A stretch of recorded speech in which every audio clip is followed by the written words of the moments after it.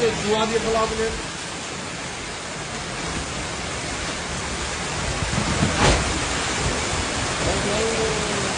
Şimdi orayı yapacağım.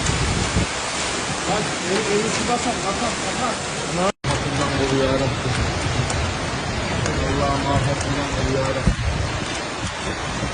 Rabbine de duvarlar dolu.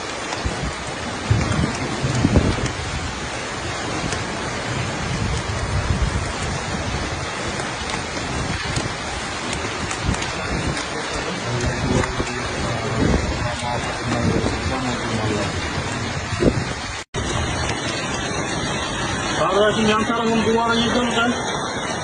Su basıyor. İlgin olsun.